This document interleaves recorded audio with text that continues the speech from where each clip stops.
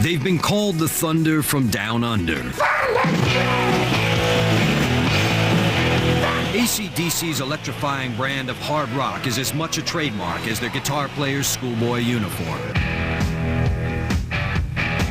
It's rock and roll music, good, tough rock and roll. It was, you know, rib-crunching, skull-crushing, sort of blistering rock and roll. Brothers Angus and Malcolm Young found a soul brother in Bon Scott, a pint-sized wild man with an outsized voice. The effect he would have on some of these people. How can we build a prison and keep him in it, you know?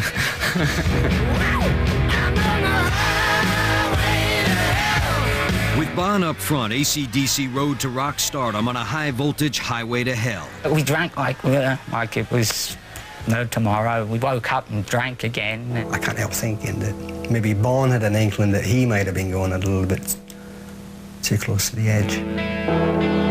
The band reeled in the wake of their singer's sudden death.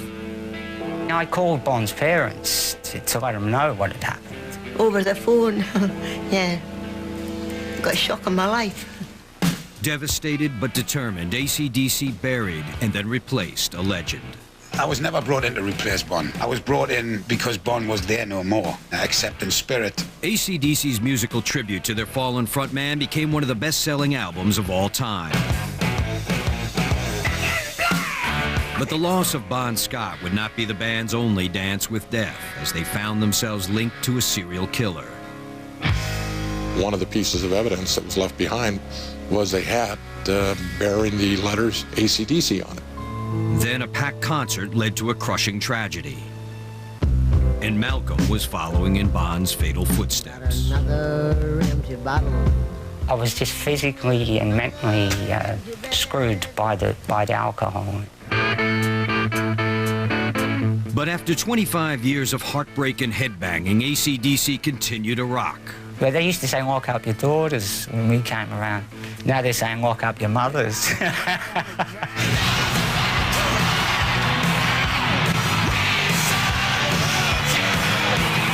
Now, the death-haunted destiny of hard rock's most enduring band of survivors, ACDC, behind the music.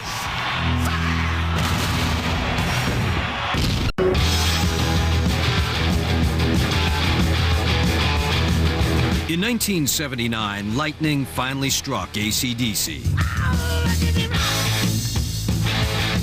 After 6 years of throwing out sparks, the band's hard-charging, high-decibel rock and roll finally exploded into the mainstream. No stop signs, speed limit. They weren't glitter rockers, they weren't heavy metal. Their schoolboy drag aside, ACDC were in a class by themselves, with a sound all their own. The main thing about it is that it gives rock music a real kick in the guts, you know? On stage and off, the band's rough and rowdy lead singer, Bon Scott, was the embodiment of ACDC's power and passion. Bon was becoming a real hero very quickly amongst the tougher guys in the audience. They all wanted Bon to drink the wild life, you know, they loved him. On the highway to hell. Scotland Yard said the body of 30-year-old Bon Scott was discovered. Then in 1980, 5 years after he energized the band, Bon Scott was found dead. A post-mortem will be carried out later today to establish the cause. Bon Scott died drinking. His death nearly killed the band. I don't think we'll ever get over that one, you know. It's so hard to believe that the next day they're not there. He'd been part of our lives for a long time, you know. I was a bit numb, you know. I was really a bit numb, really. Bon was Bon. He was always the same and never expecting anything to happen to him. It was quite a shock. We wanted to continue the band, but we just didn't have the will to at the time. For ACDC, the death of Bon Scott was more than the loss of a bandmate. It was a death in the family. And from the beginning, ACDC was all about family. In 1963, Malcolm and Angus Young's unemployed father moved his family from their native Scotland to Australia. 10-year-old Malcolm and 8-year-old Angus were a pair of immigrant kids looking to fit in. I had to learn how they talked and You know, because Australia's got a bit mix of Americana and a bit, you know, the old world English. The youngest of 8 children, Angus and Malcolm remember a childhood with little money, but a wealth of music. It was just like learning to read to us. It was all part of, you know, it was the norm. You know, we thought everyone lived like that. Every few weeks there'd be a party for one reason or another. There was an old piano that we had, somebody would get on that, and they would sing all the old rock songs. Malcolm and Angus grew wild about rock and roll, especially when their older brother George formed his own band. The Easy Beats became a big hit down under.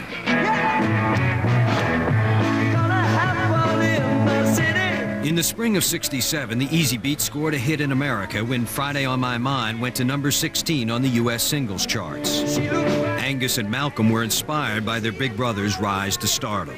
Our family had just arrived in Australia, penniless. And 6 months later, you got TV cameras outside the doors, you got a famous brother and a famous band. Eager to follow in their brother's footsteps, Malcolm and Angus quit school and joined separate bands. But in 1973, 20-year-old Malcolm suggested to 18-year-old Angus that they join forces. No, I thought, well, why not? It's better than work, you know. We told our parents we were both in the same band. They said, oh, I'll give you a week to survive, because we fought all the time. But when big brother George came home from a concert tour, he was impressed by what he heard.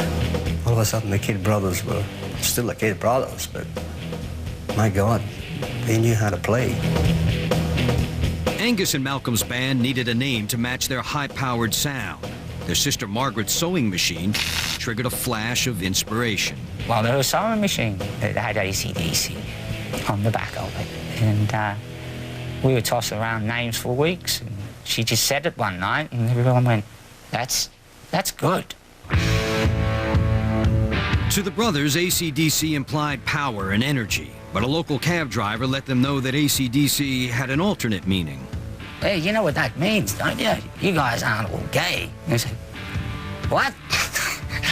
You looking for trouble, pal, you know? He said, no, seriously. Bisexual, it's ACDC. I go, oh, we better change the name. The name stuck, as did another gimmick courtesy of Sister Margaret's sewing machine. She said to Angus, you know, Angus, you still look like a schoolboy, Angus, you know, you don't wear a schoolboy uniform. I think she said it jokingly, but the next thing, she was stitching up school suits for him. It's a fun thing, you know. I said, oh, you can go as a schoolboy, then you can graduate and come back out in the jeans. George, my other brother, he used to try and butter me up. He says, you'll be rich very quick. And of course, you know, at first I believed him, so I thought I'd better earn my keep, you know. In 1974, brother George and fellow Easy Beats band member Harry Vanda were producing records for a small Australian label. They decided to record ACDC. There was no sort of, do they have it or don't they have it? It was obvious that they had something. ACDC's first single was released in July of '74. Can I sit next to you, girl? The record was a regional hit and led to a small local tour. But the brothers Young weren't happy with their lead singer, Dave Evans. You know, he'd go on with his makeup and he would maybe even blow him kisses. We just grew not to like it. Malcolm and Angus were looking for a new frontman when in the summer of '74, their future drove up in the person of Ronald Bon Scott. He was kind of weird. He pulled up in his old beat-up 50s car, you know. You could barely see. You just saw this sort of maniac head and this, you know, this crazy guy coming flying down the road. You know? I'm hot, and when I'm not, I'm cold as ice. Like the Young brothers, Bon Scott was another Scottish immigrant raised in Australia. When we met him for the first time, it was like we'd known him forever. No with Bon, no with us guys. He always became a brother. Bon was a headstrong, wild child, bound and determined to be a rock star. All he wanted to do was be the singer in a band. You couldn't stop him once he made up his mind. That was what he wanted to do, and he just did it. Bon dreamed of fame, but found trouble instead. By 1974, he had already served jail time for assaulting a cop and had recently survived a near-fatal motorcycle crash.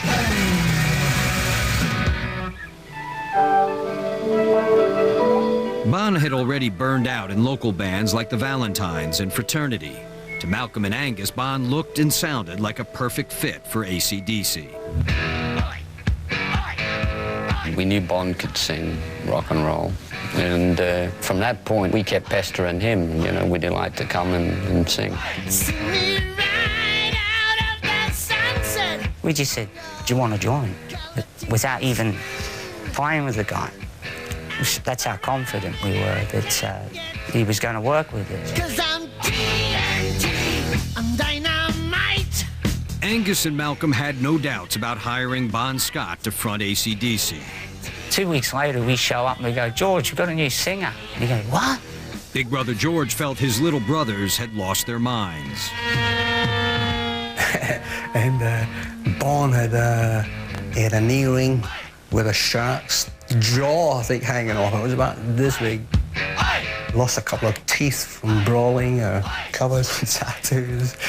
He looked like he'd been around the block more than a few times. You know what I mean? George was like, there's your man, no doubt. He says, that's reshaped the whole thing.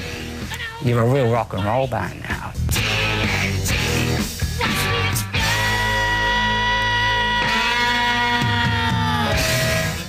Had formed a band and found a frontman. 28-year-old Bon Scott was a perfect fit for ACDC, a hard-rocking, hard-living dynamo. His first appearance with the band was an omen of hell-raising to come. The first gig, you know, he's got a bottle of bourbon and he just juices it all, you know, and then he's got you know, there's drugs and everything coming in. And I said to Malcolm, I said, he'll be lucky if he can walk, let alone sing, you know. Bon Scott's behavior may have been shocking, but his performance was electric. And we heard his voice proper then, and thought, geez, that guy's got some voice. He can scream, a great melody, he's got great feel.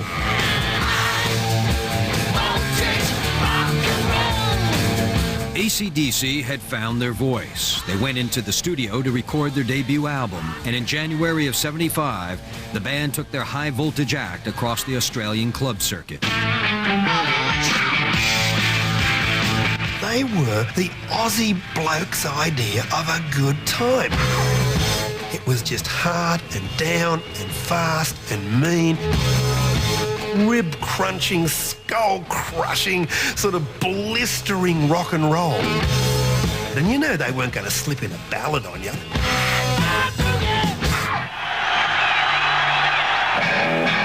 Having conquered Sydney's music scene, ACDC relocated to Melbourne and retooled the group's lineup. He said, I ain't spending my life here. Bon Scott's voice had raised the band to another level, but there was room for improvement. The first high voltage album had been released, but they were still looking to sort of secure the permanent band members. In early '75, drummer Phil Rudd joined the band. End the debauchery. We were living in this house for 6 months. Still the best days of our lives. There was more action going on there than ever since. We drank like it was no tomorrow. We woke up and drank again, and we just continued on like that for a long time. The party continued that spring when ACDC's cover of Baby Please Don't Go went top 10 and became their first nationwide hit. Baby, don't go! Baby, don't go! That April, the band made a notorious appearance on Australian television as Bon gave new meaning to the phrase, dress for success. I'll never forget it. On Countdown, Bon dressed in drag, you know? I mean, that was unheard of back then.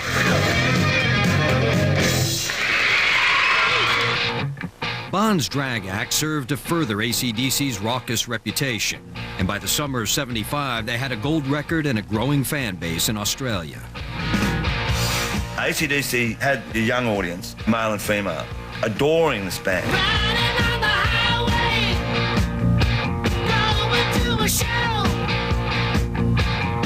But But as ACDC's second album went to #2 in Australia, the band had no intention of remaining local heroes. In early '76, they scored a deal with Atlantic Records to release their music internationally.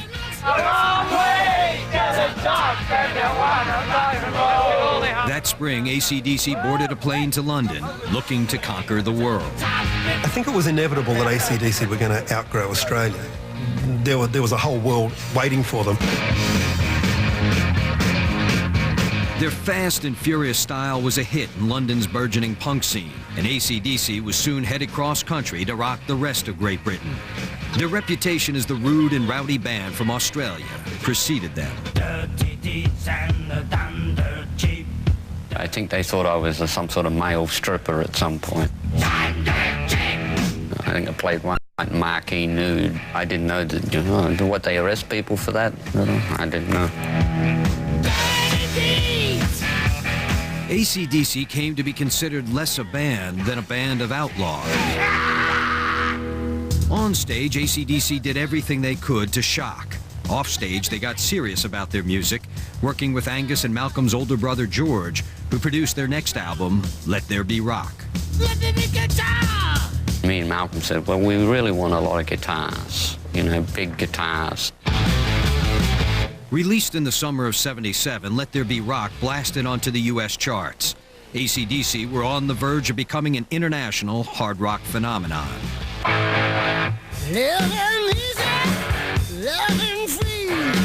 In January of 1979, ACDC began work on an album called Highway to Hell, a title the record company hated from the start. They freaked with that title. They didn't want that title. And I said hogwash, you know. We're calling it Highway to Hell, and that's how it is. When Highway to Hell hit record stores that summer, its title spawned rumors that the wild men of ACDC were devil worshippers. But to ACDC, Highway to Hell was a tribute to the hard life of a touring rock and roll band. If you'd have been on the road with us for those years up to that point, you would have known exactly what we were talking about.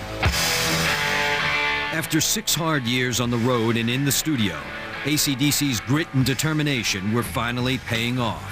Bon Scott was enjoying the high times. Only for Bon, the high times were even higher. We go back to the hotel, we say, well, Bon, you know, it's 3 in the morning, you know, we've got to crash, we've got to go. And yeah, just one more drink. And we'd wake up in the morning, Bon, wake up, oh. And he'd get up back onto his drink. Oh, where were we? Where they were was on the rise. Highway to Hell raced up the Billboard charts and hit the top 20 as the '70s came to a close. As the '80s began, ACDC looked forward to further rock and roll glory. But the new decade was doomed to begin, not with distinction, but with sudden, shocking death. Coming up, a legendary voice is silenced. I don't think we'll ever get over that one. We wanted to continue the band, but we just didn't have the will to. And later, Requiem for a rock and roll heavyweight. Back in Black was written about Bon and for Bon. After 7 years and thousands of gigs, from the pubs of Australia to the stadiums of the world, ACDC rode Highway to Hell to international success in the summer of 1979. As the year drew to a close, the decade ahead promised more gold records and good fortune. Are you rich, though? I mean, are you making the bread? Yep. I just bought Big Ben. But the band's exhausting workload and equally intense appetite for drugs and alcohol were taking their inevitable toll. We've been working non-stop since the band started. You just got to have a break occasionally. Frontman Bon Scott led the partying as well.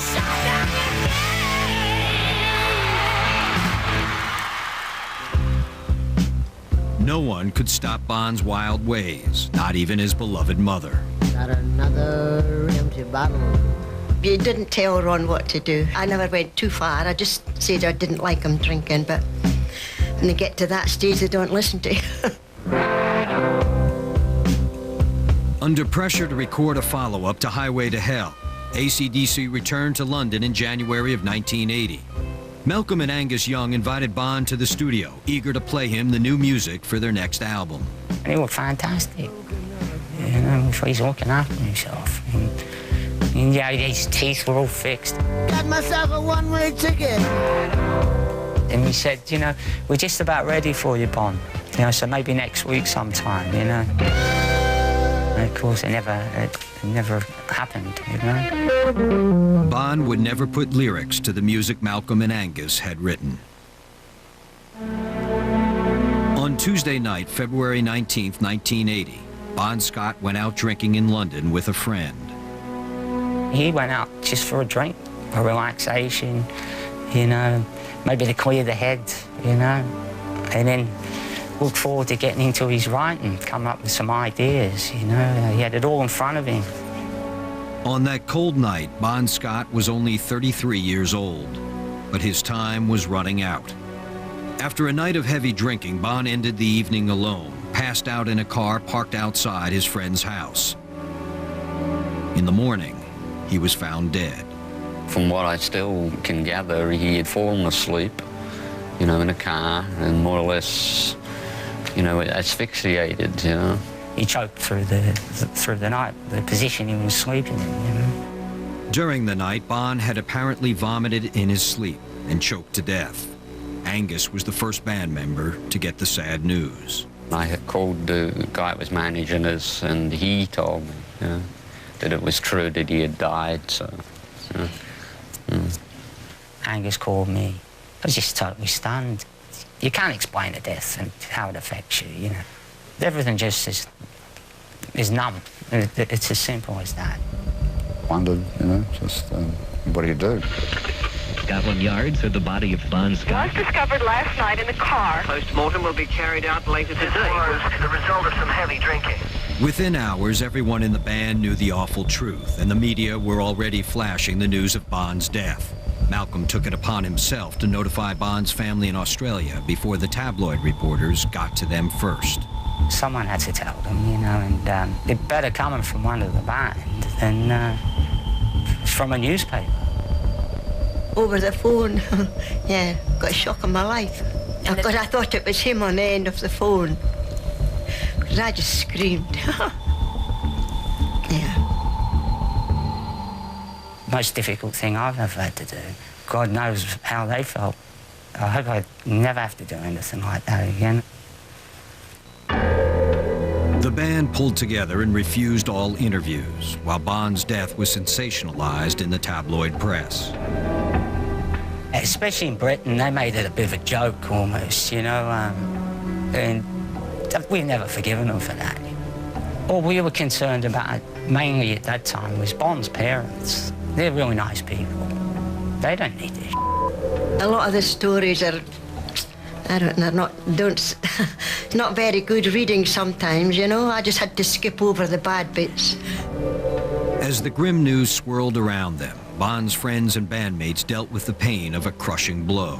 I mean, that was Bon's life. I mean, you know, even though he was this sweet, lovely guy, he did drink a lot. He did sort of live the rock and roll lifestyle to its absolute extreme. But, gee, you know, Bon had been drunk before. I mean, Bon shouldn't have died. It was a loss to us of this incredible character that all of us had embraced, and he'd embraced us all.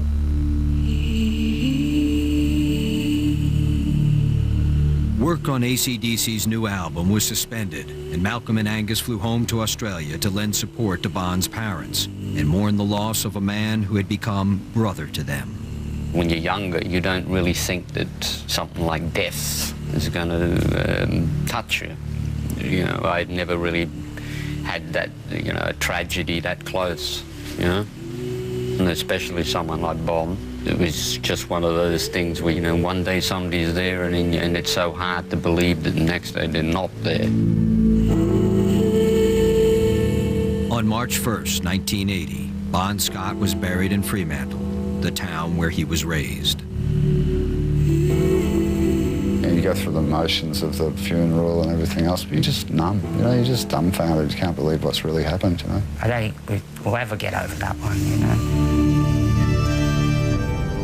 We wanted to continue the band, but we just didn't have the will to. Without Bon, the surviving band members believed ACDC was dead. But Bon's parents encouraged them to keep the band alive, that Bon would have wanted it that way.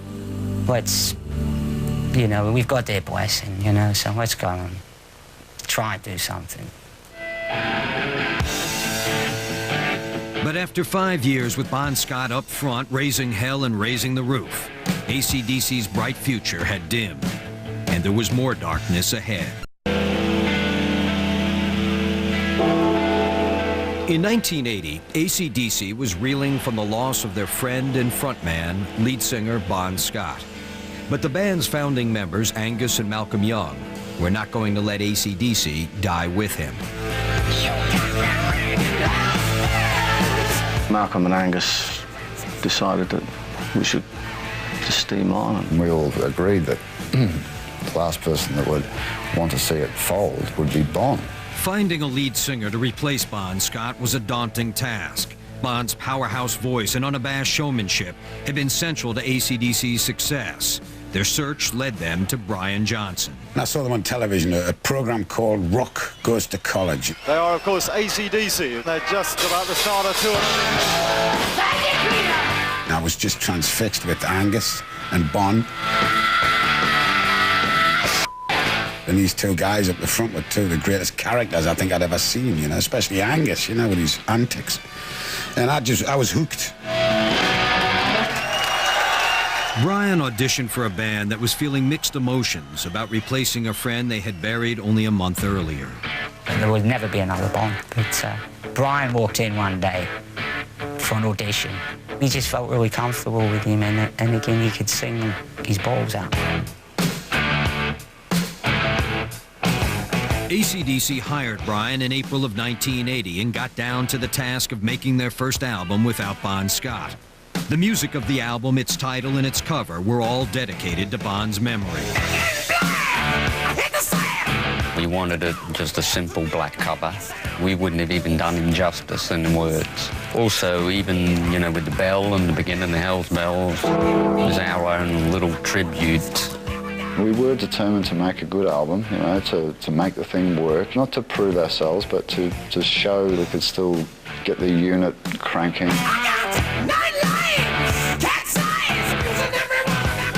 I obviously was still thinking about Bon. You know, I remember Brian remarked a couple of times that how it was kind of eerie for him. During the emotional sessions for Back in Black, Brian Johnson stepped up to the microphone and into Bon Scott's shoes. I remember just going up there and just crossing my fingers and just belting my lungs out as high and as hard as I could with as much feeling as I could. I mean, I wanted to impress these guys. As Brian and the band prepared for the upcoming Back in Black tour, there was apprehension about how their new lead singer would be accepted by the fans. It was the first time ever I'd be singing some of Bon's songs. Nerve-wracking it was real nerve-wracking. Brian was very worried, you know, at the time, and but we thought, well, you just hang in there, Brian. You just do what you do best. The fans were still with ACDC, and now there would be millions more of them. Released in the summer of 1980, Back in Black sold 16 million copies to become one of the 10 best-selling albums in rock and roll history. To come back that strong with a new vocalist is an absolutely remarkable feat for them to accomplish. She was a fast machine, she cut the motor clean. She was the best damn woman that I ever seen. ACDC's musical memorial to Bon Scott hit the top 5 on 3 continents, and that fall, Back in Black spawned the band's first top 40 single. The album's phenomenal success proved an impossible act to follow. After Back in Black, it was so huge. The world was waiting for this, you know, for this follow-up. And I just don't think you can do it. Just like the stock market today, it's going to fall down sometime, you know. I mean...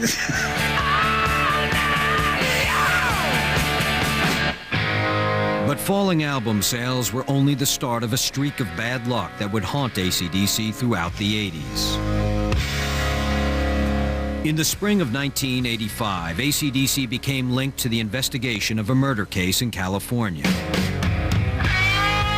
Upon investigating that murder, one of the pieces of evidence that was left behind was a hat bearing the letters ACDC on it. In an attempt to track down the infamous killer known as the Night Stalker, homicide detective Gil Carrillo released a picture of the hat to the press. What the significance was trying to get attention through the media to see if anybody knew somebody that wore an ACDC hat that might call in. Sheriff Department, Martinez, help you? The county was held in terror. They were full of fear. While law enforcement pressed their manhunt for the mystery man suspected in 13 brutal murders, the press built up the serial killer's link to ACDC. The press assumed an awful lot, and the press put a lot more to the significance of the hat than the homicide investigators. On August 31st, the Night Stalker was finally arrested. The press reported that Richard Ramirez, a confessed Satanist, was inspired by ACDC. I thought it was a joke at first. And we just thought, this is crazy. I mean, why are we connected anyway? Reporters analyzed the lyrics to the ACDC song Night Prowler for connections to the Night Stalker. Our song is not called Night Stalker, it's called Night Prowler, and it's about things you used to do when you were a kid, like sneak in at your girlfriend's bedroom window when their parents were asleep.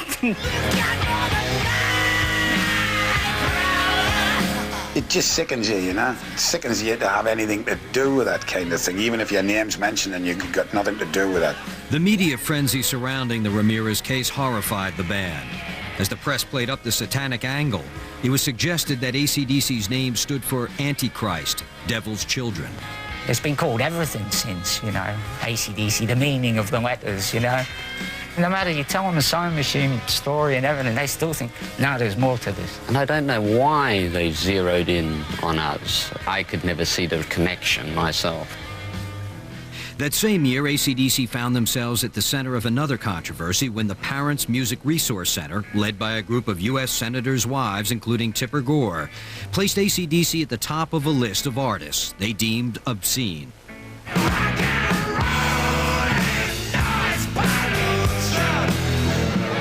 The attacks on ACDC continued through the mid-'80s, but the band ignored their critics and focused their energy on a string of gold records and one concert tour after another.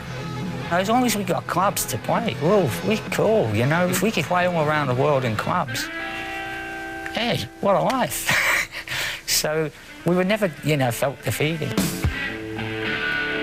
Still, the years since Bon Scott's death had taken a toll on Malcolm.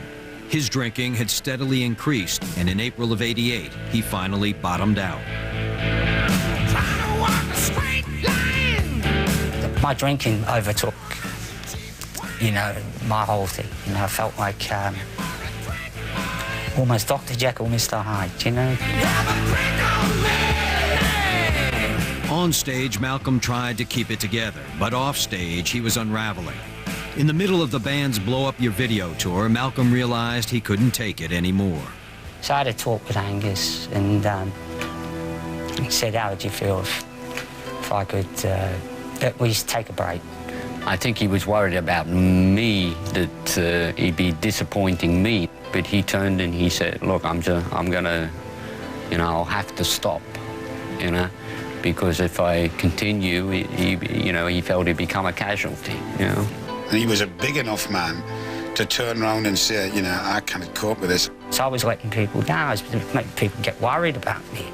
I wasn't brain dead, but I was just physically and mentally screwed by the alcohol.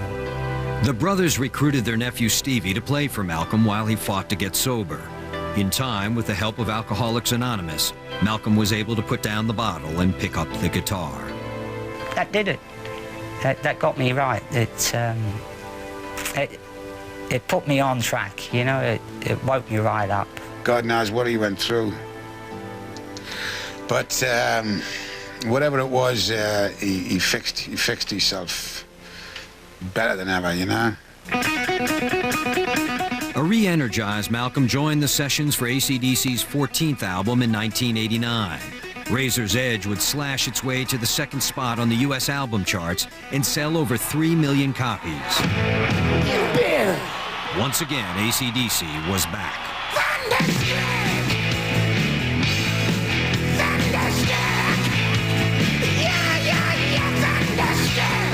It was all back to normal, like, you know, so that's about all I can say about that, you know.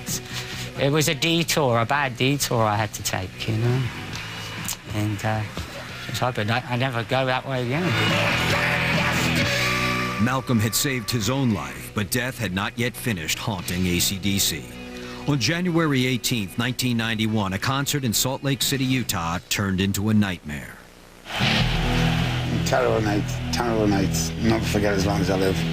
The concert had barely begun when tragedy struck. Seating was not reserved, so that night, as the doors opened, 13,000 eager fans rushed forward to claim seats near the front of the stage. 3 fans were trampled to death in the stampede. At the time, ACDC didn't know the full story. You know, going there, well, there's one dead, and that was it. I just sat there and tears. Angus was just beside himself. I could see he was welling up. Mal had tried to hold it together as best he could. The band wanted to stop the show, but were advised to play on to avoid further chaos. When they later learned that 3 fans had been crushed to death, they were heartbroken. The event was so painful that to this day, Malcolm will not talk about it. I think what hurt most is the next day in the newspapers, they were saying band played on, well, kids died about them, and they had a photograph of me with a smile on my face. It was just journalistic opportunity that just went beyond the bounds of decency. You know, I was just so angry and hurt.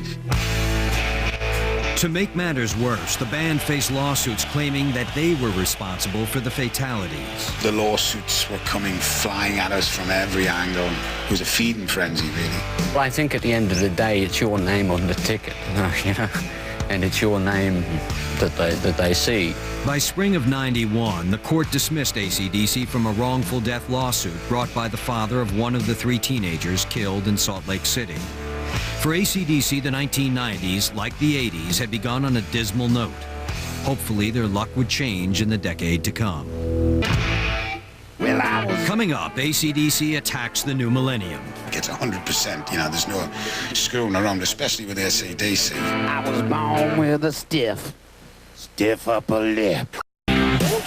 After a tragic concert in Salt Lake City in January of 1991, ACDC was hoping for a fresh start in the new decade and a chance to put their often painful past behind them.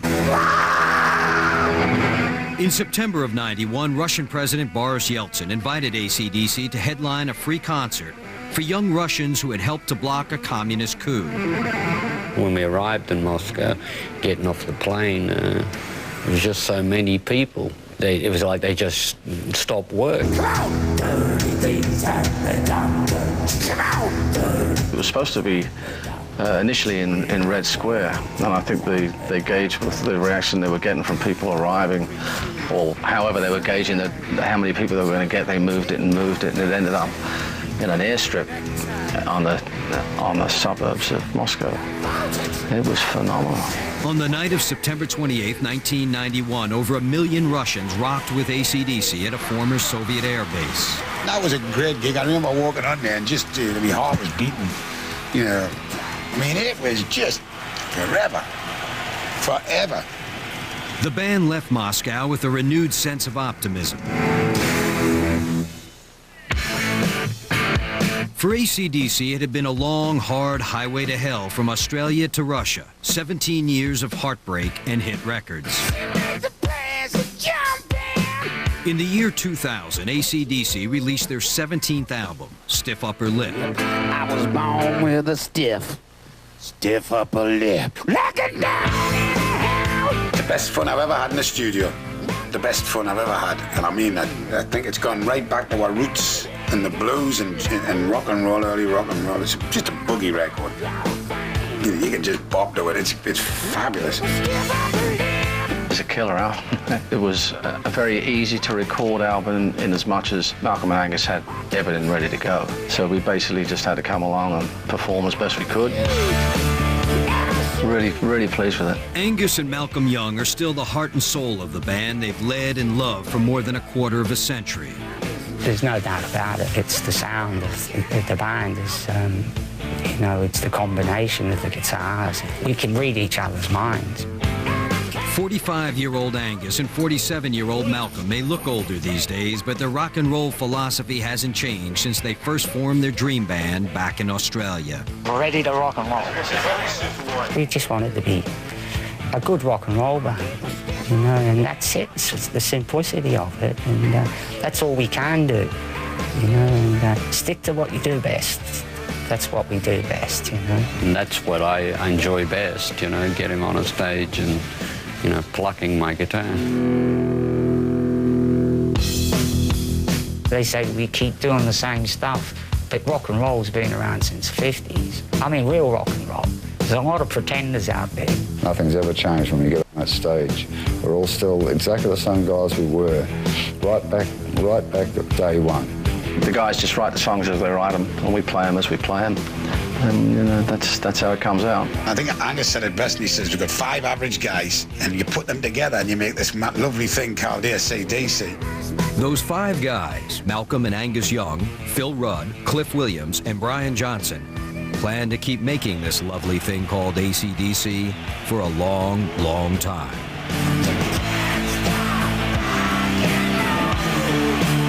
We feel we're timeless, you know, and yeah, trends come and go, and we'll still be running through the trends, and sometimes we may do really well, sometimes maybe not so well, but it won't never change. And, you know, there's nowhere for us to go, believe me.